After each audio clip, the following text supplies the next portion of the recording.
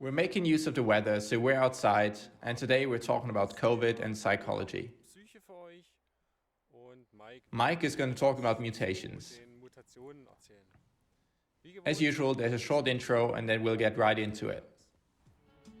Would you like to know what COVID is doing to our lives? Our team from CoronaTube Saxony will let you know.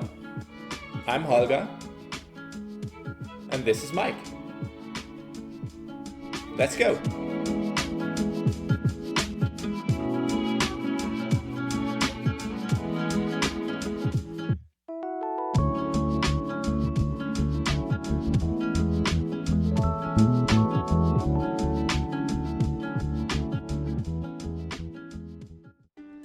Hello everyone! Over the last couple of weeks there was a lot of talk on the media on mutations of the coronavirus. What are mutations? Basically, mutations are copying errors. The virus is dependent on making copies of itself to spread. Inevitably, copying errors will occur in this process. In itself there is nothing unusual and happens quite often. Mostly the impact is negligible. However, sometimes the copying errors are beneficial for the virus, allowing it to become better at infecting host cells or to become resistant against antibodies. Precisely those variations that benefit the virus are spread further and may become dangerous to us.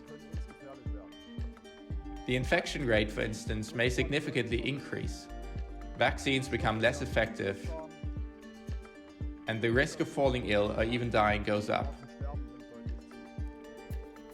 At the moment, there are three well-known mutations, namely the British, South African, and Brazilian mutations. What they hold in common is that the mutations concern the spike protein. You may recall that the spike protein permits the virus to hook up to and enter the body's own cells. In the last episode, we talked about vaccines, especially about mRNA vaccines. Those vaccines have the building plan of this protein inside them, making sure that the body produces antibodies. When this protein changes, it is possible that the effectiveness of vaccines decreases, because antibodies no longer respond to the changed protein. Even though there are several studies on the effectiveness of licensed vaccines, general claims are as of today hard to make. But there is some reason to remain hopeful, as it is possible to adjust the mRNA contained inside vaccines, recovering their effectiveness.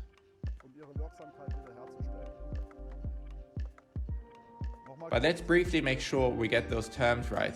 It is important to distinguish between mutations and mutant variants. A mutation refers to one or more changes to the virus.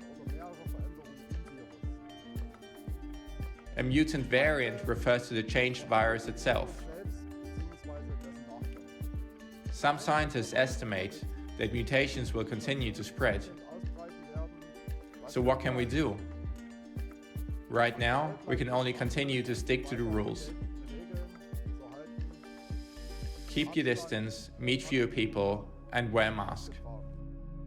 Very few people will be surprised by the fact that COVID has an impact on our mental health. In our last episode, we already talked about what happens when we lack a change of environment.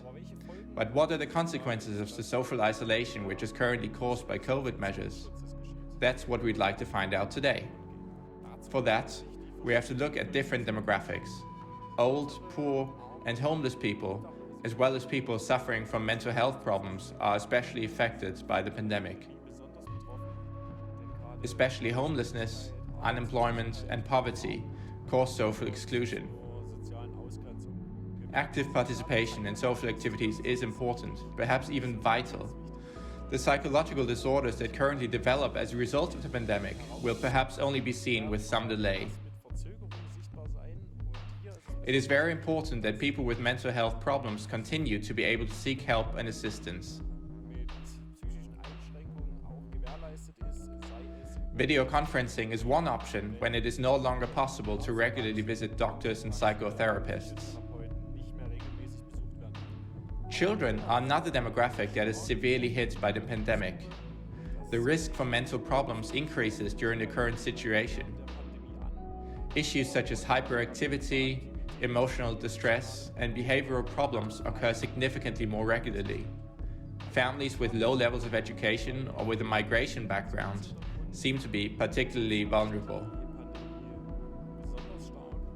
Children are no longer able to live their normal lives because of the COVID measures. Learning and socializing are especially difficult. Of course, that doesn't always mean that they are suffering from a mental disorder. However, as a study from Hamburg has recently demonstrated, every third child is displaying signs of mental problems. Lack of exercise and social interaction, as well as unhealthy meals, cause psychosomatic problems such as stomach issues or headaches. But what can we do against this general bleakness? You're probably wondering why we're always filming outside. But that's exactly it. Go out into nature, create some space in your heads, and enjoy the time you can spend outdoors.